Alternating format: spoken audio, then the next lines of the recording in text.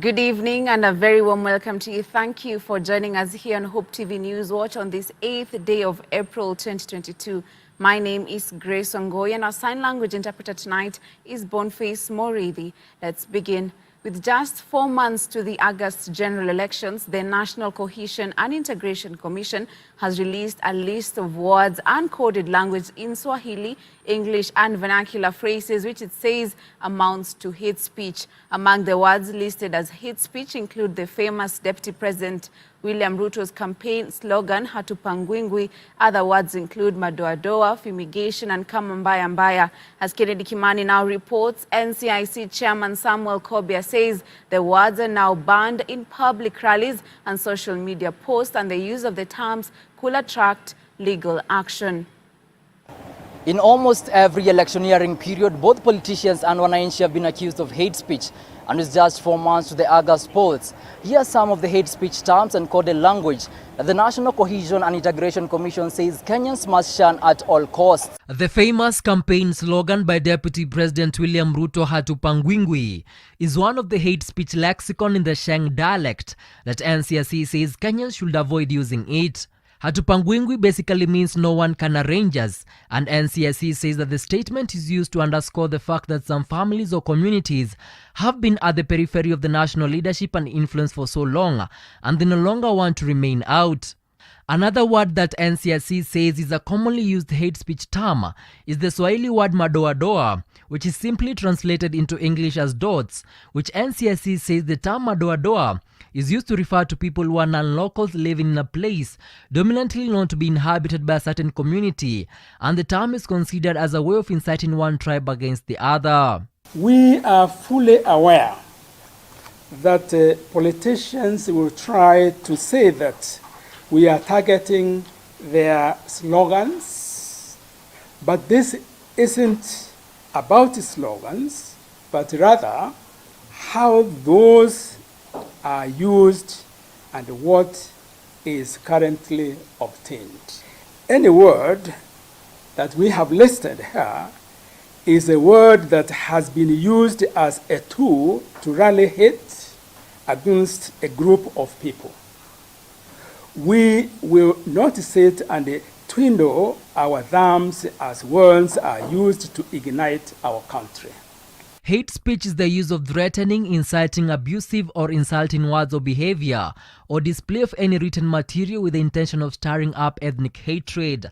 According to NCIC Act Section 13, ethnic hatred means hatred against a group of persons, defined by reference to color, race, nationality, or ethnic or national origins. Some of the other words and coded language which NCIC has classified as hate speech include fumigation, uncircumcised, eliminate, kill, kafir, chunga kura, mende, watu wa kurusha mawe, watajua hawajui, wabara waende kwao, wakuja, chinja kafir, kwekwe, kama noma noma, kama mbaya mbaya, and Operation Linda Kura. It is with this crystal clear understanding that we chose to create a list of words that we know are problematic in how they are used in the 2022 campaigns and the electoral process. These are not words that we have chosen because we felt like, but rather they are words we have listed because we followed conversations and how those conversations have been framed towards violence. NCIC Chair Dr. Samuel Kobia says that the words included in the lexicon have the potential to incite violence between two or more ethnic communities in Kenya, at the same time calling for an end of divisive talks and embracing political tolerance. Politicians must remember that though it is easier to mobilize via division, it is much more noble to mobilize by unity and bridging the divides that can form between us. Na my youths out there, nawambia jo chorea mbwexi. Chorea mbwexi inamaanisha chorea crime, chorea negative energy, chorea negative everything, yani kuwa tu positive minded. Elections bila noma, na ni riang ni za kishombo tolo jo anaku jo. NCIC says the lexicon is now a living document, and anyone found using the hate speech terms will face the full force of the law. Kennedy Kimani, Hope TV Newswatch, Nairobi. Now, thank you, Kennedy, for that report. The Independent Electoral and Boundaries Commission has launched a detailed election security arrangement program in preparation of the August general elections. Speaking at KICC in Nairobi, IEBC Chairman Wafula Chebukati announced that there will be at least 2 police officers manning all polling stations during the August polls. The program, which seeks to enhance inter-agency cooperation in promoting election security, comes at a time when there are calls for IEBC to conduct peaceful and credible elections. On the election day, we expect to have about 500,000 personnel. 500,000 personnel, which includes police officers. At every polling station, we shall have 2 police officers manning a polling station. I want you to picture that magnitude number, and I want to agree with Mr. Mbugwa that the police, we have worked together. We have worked together this journey leading up to the launch of these manuals today, and I've been assured by the Inspector General of Police that we have sufficient police officers to cover up all these polling stations. The IEBC has deployed a strong tactic from its arsenals of strategies critical to effectively discharging its mandate. Indeed, these manuals resonate with our strategic commitments to forecast and equip ourselves with the necessary tools at the ODPP and to mitigate any eventualities that may be detrimental to the credibility of the electoral process. Effectively executed, the manuals will enhance our vigilance and readiness to detect and prevent any security breaches pre, during, and post elections.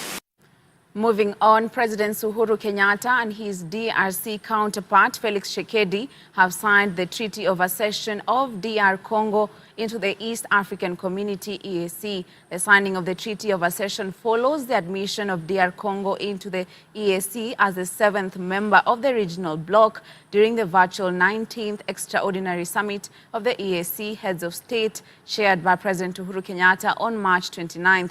President Kenyatta said the coming of the new member into the community will open doors of opportunity for expanded trade and cooperation. President Uhuru Kenyatta has said the ascension of Democratic Republic of Congo as a member of the East Africa Community will strengthen the economic muscle and competitiveness of the regional economic bloc in the continent as well as globally. The ascension signature immediately brings DR Congo into the realms and provisions of all the protocols and regional policies of the EAC. To my brother and friend, President Tshisekedi, and to the people of the Democratic Republic of the Congo, we welcome you to the East African Community Customs Union and the East African Community Common Market. These two are the signature pillars of our community and the foundation upon which the social, political, trade, investment, and economic interests stand. The signing will be followed by the immediate removal of all existing non-tariff barriers as well as limitations on the movement of capital, goods, services and people, thus enhancing the inter-EAC trade. President Uhuru assured the community will also develop a mechanism for the speedy ratification by DR Congo of the admission of submissions of the community to the African Continental Free Trade Area Agreement processes. We shall also develop a mechanism for the speedy ratification by DRC of the admission of the submissions of the community to the African Continental Free Trade Area Agreement processes. As agreed by EAC partner states, the joint submission by the EAC will strengthen our voice in the African Continental Free Trade Area.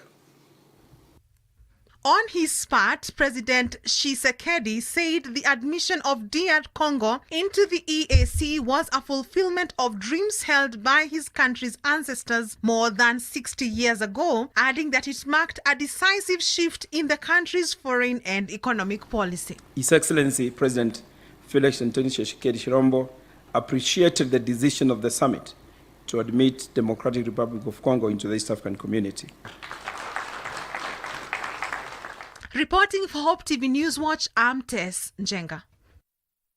Thank you, Tess, for that story. Now let's move to a completely different story where over 150 children gave their lives to Christ during the week-long daily vocational Bible studies, DVBS, at the Christ is the Answer Ministries Sitam Valley Road Assembly. The DVBS, which ran throughout the week, has seen thousands of children aged between 3 and 14 years gather across all Sitam assemblies for the 5-day program. According to representatives, the expectations of the event were met.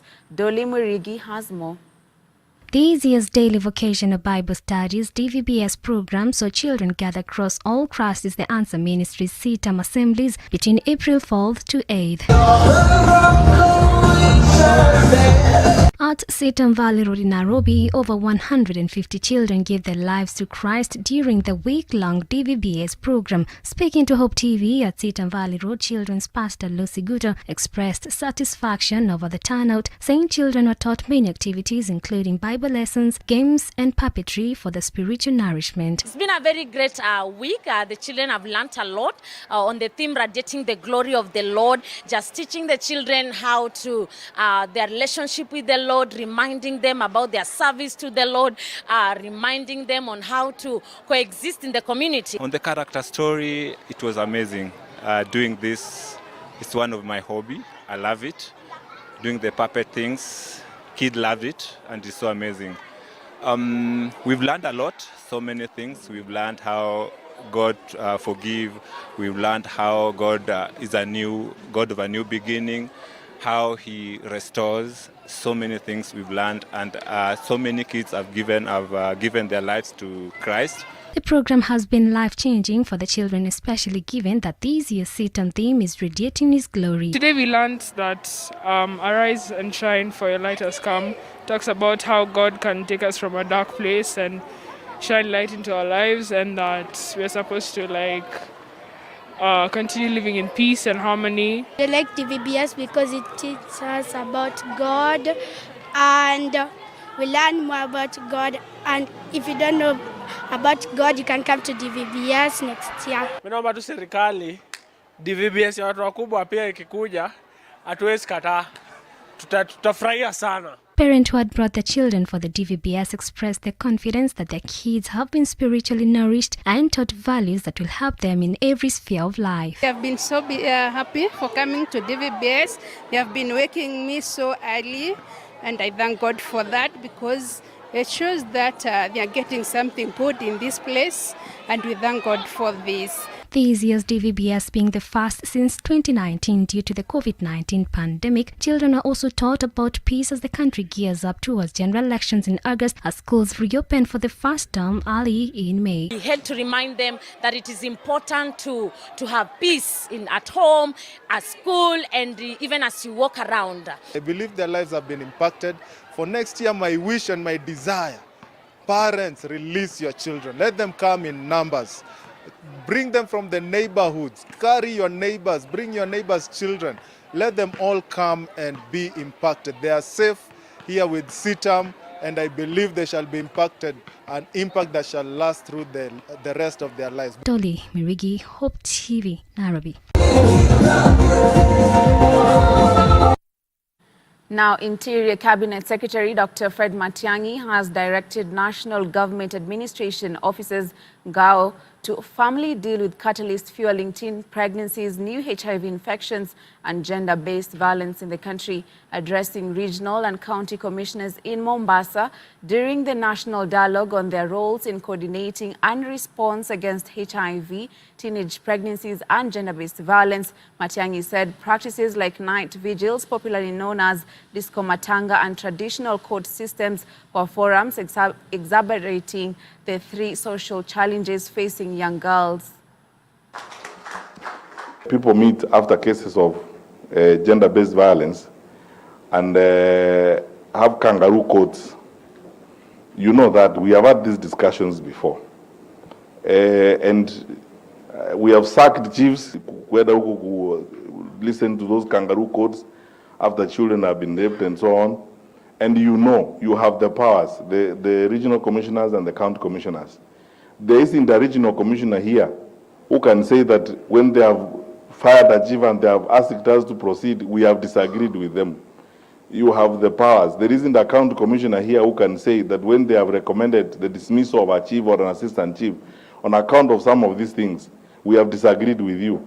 And I encourage you today to be even much more ruthless, because if we are going to achieve our results, we are going to be very ruthless on this matter. So chiefs and assistant chiefs who tolerate those kangaroo courts after children have been raped in the name of some cultures, we are going to exchange a cow or a camel. And that time, a young girl has been raped, probably infected. You are exchanging the life of a child with a camel. What kind of people are we? We are not going to tolerate that. I'm happy. My colleagues, county commissioners who work in some of these areas, you know we have dismissed chiefs before, we have tolerated this. Wafula, we must dismiss more as we go forward and make sure this is obeyed.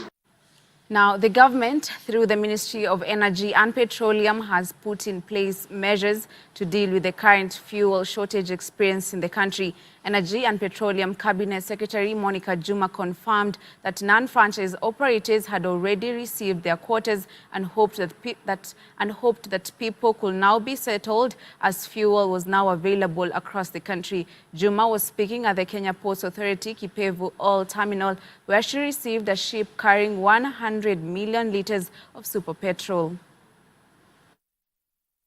We are reaching a point of normalcy. Today, the non-franchised operators have received their quota of oil, so we hope that we can settle our populations down so that we do not spike anxiety for no apparent reason. The MD of KPC confirmed availability of fuel across the country, our depots, and I have seen that. I have seen the figures. I have had comprehensive briefs by all persons and agencies that are engaged in this, and I am satisfied. For those that are contemplating or really having perceptions about our oil being more expensive than our neighbors, that is not correct. Absolutely not correct. And so there is no need to panic. We are all having this in hand. We have sufficient fuel in land, we have sufficient fuel in the high seas, and their ships are scheduled to dock as planned. Prices are determined not by shortages. They are determined by what the world price looks like. And that is a discussion that we will have, because at the end of the day, you know that the oil prices have been climbing since April last year. And the Kenya government has provided funding through the Petroleum Development Levy to cushion Kenyans against those price increase. That story takes us to our first break here on Hope TV News Watch. We'll be back with more stories. Don't go away.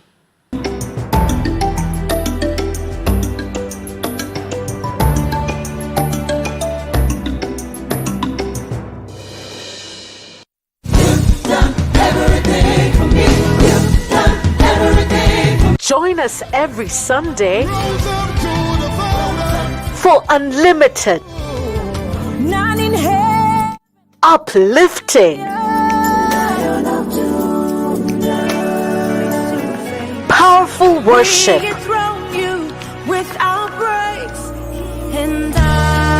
only on Extended Worship.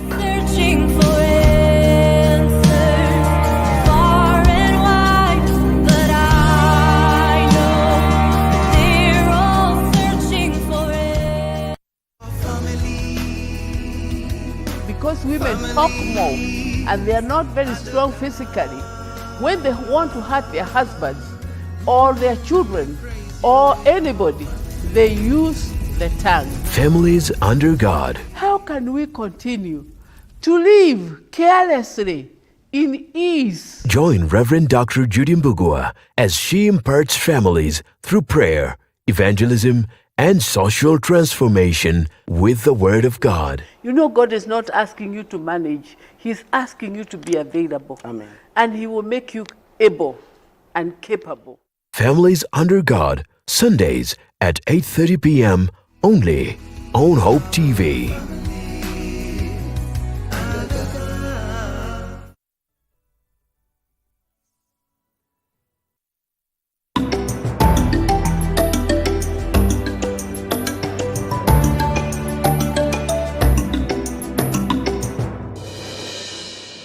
Thank you for staying with us. Now, ANC party leader Musalia Mudavadi has called on the government through the Ministry of Treasury to ensure appropriate allocations to the county government are implemented properly. According to Mudavadi, the budget presented by Treasury CS Ukuriatani touched on the issue of the government having a pending bills program in the country but failed to reveal whether the government has any money reserves. Tumesikia budget imetolewa. Wanajaribu kuharakisha. Mheshimiwa Yatani anasema, tunataka tulipe kile wanaita pending bills, madeni. Uhuru alisema wanataka kulipa pending bills. Alipotoa statement of the state of the nation. Sijui mara ngapi pending bills. Mara ngapi pending bills. How do they settle pending bills when there is no money? Kwa hivyo wamesoma tu hotuba repeating the same thing. Haya. Anasema zile counties ambazo walituma pesa hawajatumia pesa. Hawatatuma pesa tena mpaka zile ziko kwa account ya hizo counties ziishe. My friend, this is revenue share. Hii si interest kwa county government. Interest ndio unangoja mtu afanye returns ndio peane pesa. Hii ni revenue share. Pesa za counties zitolewe ziende kwa macounty, waache kushikilia. Unajaribu kusema tunangoja atuwamalize zile zo kwa account kwa sababu tayari tunajua hamuna pesa. Kwa hivyo you're finding an excuse not to remit money to the counties. Please don't treat the revenue share that is supposed to go to the county governments as interest. Kenyans deserve their share in all the 47 counties. Now moving on, Orange Democratic Movement ODM primaries in Kisii County were rocked with confusion in some polling centers, occasioning launch of complaints to the county party branch administration. Nominations in 32 out of 45 wards were affected. The aspirants dismissed claims that in wards where voting did not take place, consensus by the competing aspirants was arrived at. The affected aspirants protested that they were not informed of the developments until they went to vote, urging the party to streamline the primaries. Kerosi Ondieki, ODM County Chairman, however, claimed the exercise took off smoothly without any ugly incidents.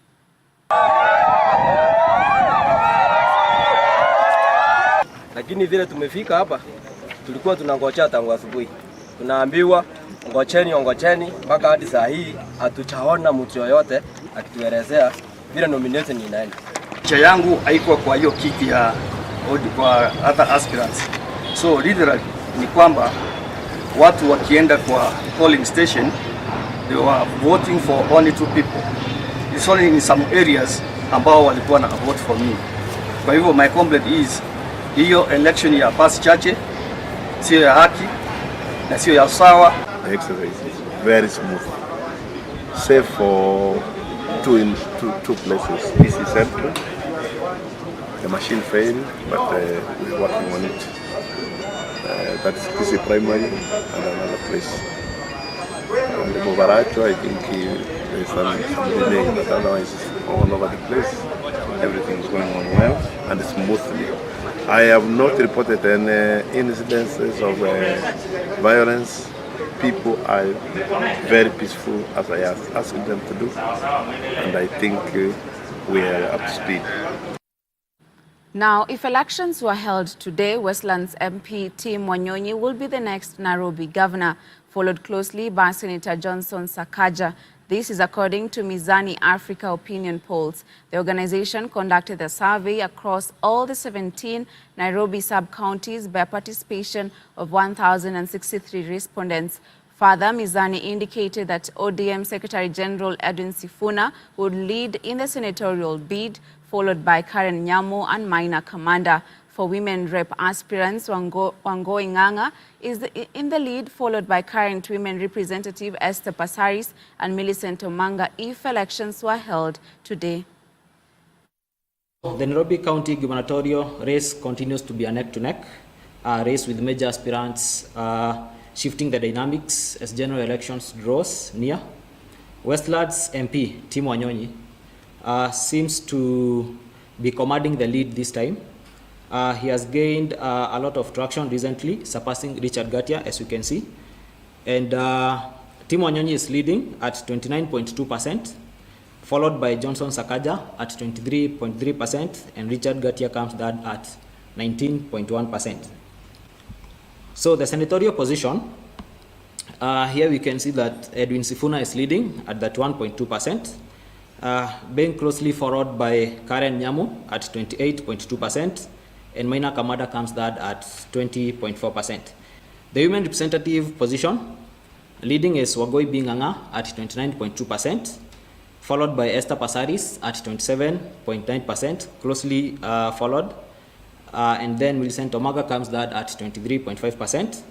And you can see that the former contestant has also gained traction, leaving the seat or having a neck-to-neck race that is between Wangoi Nganga and Esther Passaris.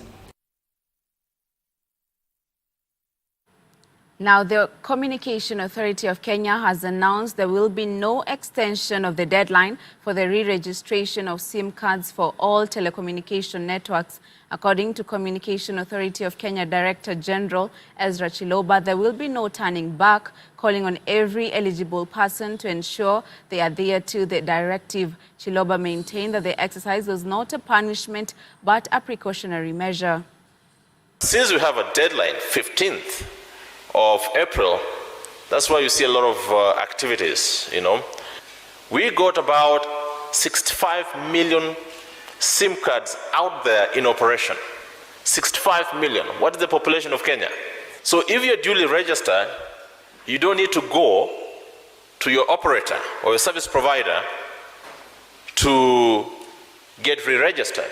So the question should be, how do we know that we are duly registered? I think that's the concern everyone has, right? And you might have received a message, *106#. That code, *106#.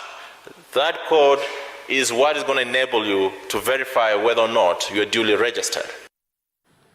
Now, the Kenya Forest Service, KFS, in collaboration with the Base Titanium Limited, has planted over 23,000 tree seedlings at Sierra Leone, part of Maasai Mao Forest in Narok South Sub-County. Narok South Deputy County Commissioner Felix Kisalu, who led the planting exercise, said already 3.5 million seedlings have been planted in the forest since people were evicted from the forest 2 years ago. Kisalu lauded different organizations that have volunteered to adapt portions of the forest land to plant trees, which has made the work easy. The government evicted over 5,000 families from the Maasai Mao Forest between 2018 and 2019 to reclaim the forest land, which had greatly been evaded. Tumefanikiwa kupanda miche zaidi ya 13,000 ambazo ni miche za kienyeji kutoka kwa communities ambazo ziko sehemu hii. Hizo miche zimenunuliwa kwa magroups ya wakina mama, vijana na wazee ili tuboreshe mazingira sehemu hii. 3, 4, 5 years tukue hii msitu yote imejaa miti, imejaa wanyama wa pori, imejaa wadudu, imejaa butterflies na kila kitu ambaye inapatikananga katika forest. Maji, mito imejaa, tena maji safi. Moving on, hundreds of beneficiaries of 44,000 acres of disputed Moya settlement scheme in Mbeere South Sub-County, Embu, have petitioned the government to fast-track the settlement process. The settlers claim that they were left out while undeserving people were awarded huge chunks of land by the county government. However, elders from the two clans maintained that they have no problem with the squatters, as they can always reach an agreement on how the resource can benefit all of them without disenfranchising any group. Ile masamba tangu tupewe iko na zaidi ya miaka 5-6 na hakuna kitu inatufaidi leo, sababu hakuna kazi tunafanya huko. Wale wanataka kufanya siasa na title deed za Mwea ama hii kichaka ya Mwea settlement scheme kuanza Mheshimiwa Mutava, kwa sababu alikuwako ikigaywa, hakuongea, hakusema si mzuri. Gathuri alikuwa deputy wa mmoja, alikuwa anataka kiti, hakusema isifanywe hivyo. Ajue watu wamesha jua hiyo kichaka ni yao, na ndio hao wote wako hapa. Tunasema hatutapunguza mtu wale wako huko, tutafanya urafiki. Kama mtu anataka kununua, kama mimi niko na kama 5, kama nikikuta kwangu kuna watu 3 wanalima huko, kama wanataka niwausie kila mtu eka moja niwausie, na mimi niwasho na 2, na tuendelee na kufanya kazi tundevelop hayo mashamba yetu. Tunajua wakati ule mwingine tulienda huko, labda wale wanatumia mashamba yetu huko walifikiria tunaenda kuwapukusa, lakini hiyo sio lengo yetu. Tunataka tufanye urafiki na tundevelop mashamba kwa njia mzuri bila vita yoyote. Now, Kenya's mobile network operators, which includes Telcom, Safaricom and Airtel, have announced their interoperability of their mobile money service platforms, allowing Kenyans to make mobile money payments to Alipa na M-Pesa, buy goods till from any of the 3 networks. However, the service will exclusively be applicable to Lipa na M-Pesa buy goods and excludes pay bills. Moving forward, customers will be able to use T-Cash, M-Pesa and Airtel Money to make direct mobile money transfers to any merchant till number across all networks, boosting the adoption and convenience of making cashless payments. A journey that started a long time ago culminates to this particular moment.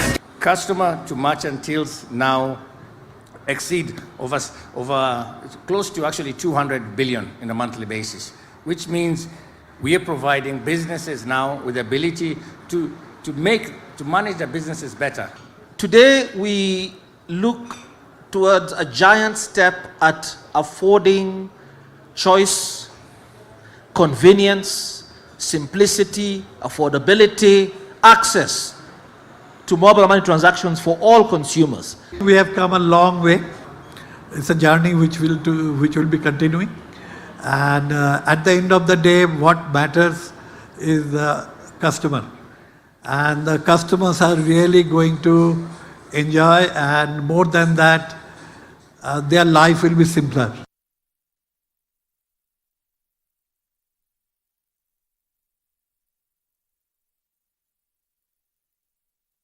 Let's go for a short break, and Hope TV News Watch will be back with the sports news.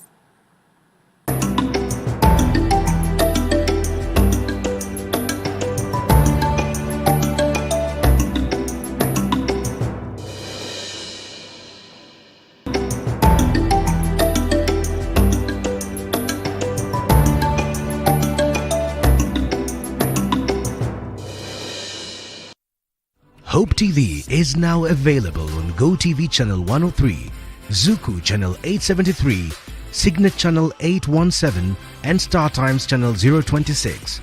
Enjoy our uplifting content and family-friendly programming anytime. Hope TV, you look and live.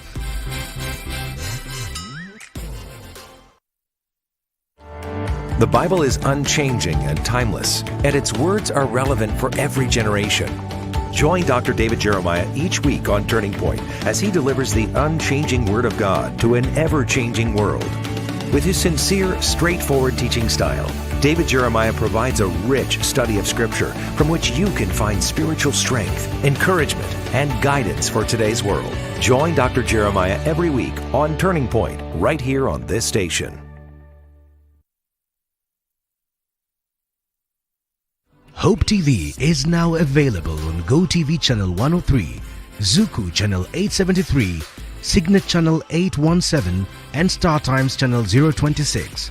Enjoy our uplifting content and family-friendly programming anytime. Hope TV, you look and live.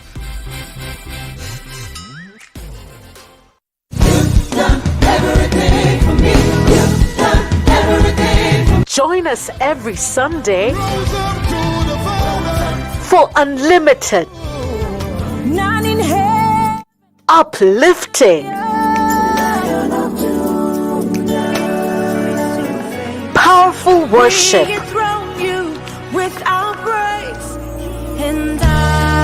only on Extended Worship.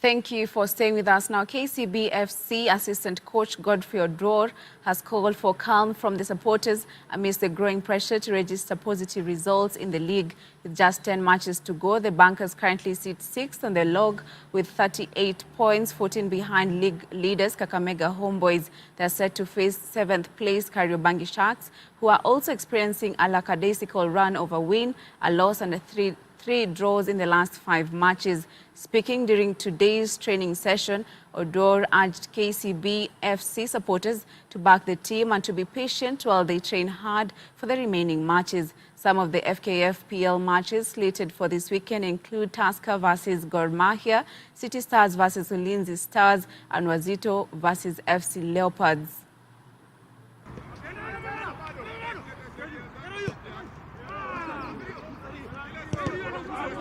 We've just winded up our second last training, preparing for our match against Kariobangi Sharks, which we are looking forward to. And we hope we are going to get another win come the last whistle of the match on Saturday. We always go to the pitch with one mindset of winning the game. So yes, we have registered a couple of draws, which is also a result in a game of football. So all our fans should just be encouraged and know that we are always training and always playing matches to get wins. This is football. As you mentioned before, we have 10 matches to play. So 10 matches to play, that means those are 30 points. So if we can bring back our confidence and win all our matches, then it means winning the title is still a possibility. Tumeprepare poa, training imekuwa poa, watu wakana psych, sasa hivi watu wamejitolea. Sasa hivi tunaenda kufight hadi mwisho. One game at a time tutaichukulia tu hivyo. Jana vile tulia friendly, tulia like 6 goals. So, and all our strikers wamefunga, so itatupatia confidence kuingia hii game. So alafu si ma defender tumeongea, anytime they score we'll work hard to keep a clean sheet. Nadhani nikiongelea kwanza confidence kuna mahali ilikuwa imetutoka juu unapata ukiangalia kama last game ya Tusker tulikuwa tusha win. Only 1 minute remaining tuka lose concentration, waka get back in the game. So I think ni concentration tu na confidence ndo tulikuwa tumelack kidogo, but sasa naona at least kila mtu morali iko juu, tushajipatia target hizo remaining 10 games na I believe tuta achieve goal yetu. And that sports news brings us to the end of this live broadcast. Many thanks for keeping me company. Enjoy the rest of your weekend. My name is Grace Ongoy, and a sign language interpreter tonight has been Boniface Moreithi.